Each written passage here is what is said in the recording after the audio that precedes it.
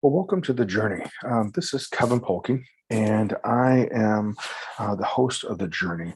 And as many as you know, that the journey is a show that talks about stories of transformations, as well as stories of inspiration, as well as the possibility or invitation to look at um, our life from a different angle or different perspective. So many times we will hear a phrase or someone will point out to us that individuals, we may not know what is going on in a person's personal life in their thinking, that there may be more to what is going on with someone than what they're presenting. We've had numerous individuals throughout the last 10 years plus that have become to public awareness that how they presented themselves in the public eye and then what demons they may have been struggling with behind closed doors, maybe two different things. So I think of, in particular, individuals like Robin Williams as someone who I admired his work, the contribution of his films, and different aspects of art that he was involved with, but not knowing that he had also struggled with inner demons that were faced with depression and then later with health issues. So this idea of never knowing for sure what is going on with someone else has been our theme since the beginning of this year. Then to choose to be kind, um, that choose to look for opportunity um, to pay it forward, to be able to maybe uh, aid someone and give some type of assistance to someone or do something nice for someone without necessarily keeping score and wanting something in return. So recently, I was reflecting on a story that I heard uh, when I was young as a child, and some of you may remember Aesop's fables. These are ancient stories. They've been around for hundreds of years. This one is called The Lion and the Mouse. A lion lay asleep in the forest, his great head resting on his paws. A timid little mouse came upon him unexpectedly, and in her fright and haste to get away, ran across the lion's nose. Roused from his nap, the lion laid his huge paw angrily on the tiny creature to kill her. Spare me, begged the poor mouse.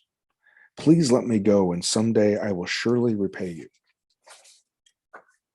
The lion was much amused to think that a mouse could ever help him, but he was generous and finally let the mouse go.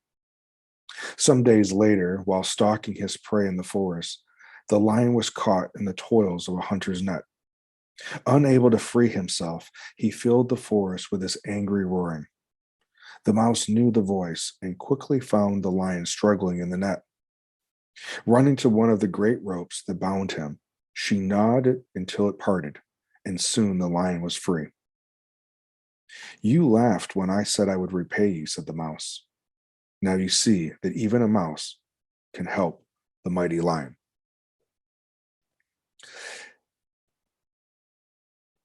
I think as we reflect on this story, um, maybe we're the lion in the story, that because of the position or the role that we have, that we may be able to dismiss or uh, exclude someone who is mouse like in their role. Maybe we're the mouse who feels like they're less than because of their role. Maybe at different times and different circumstances, we may transition back and forth between those roles.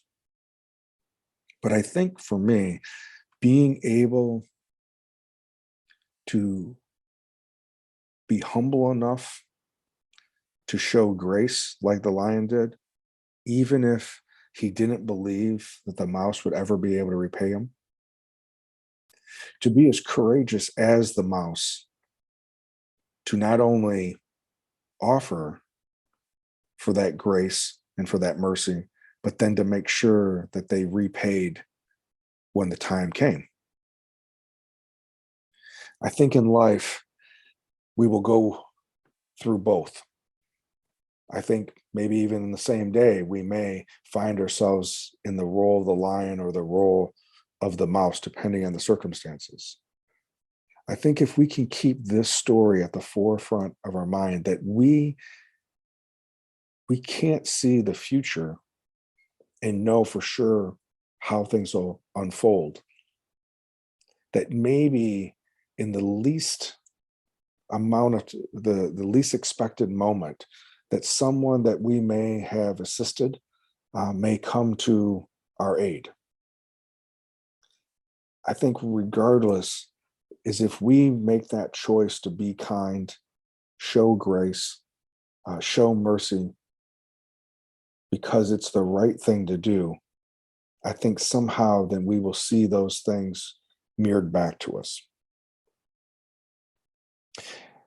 As always, I appreciate you listening and sharing anything that may have spoken to you during this particular episode. And I look forward to being with you next week.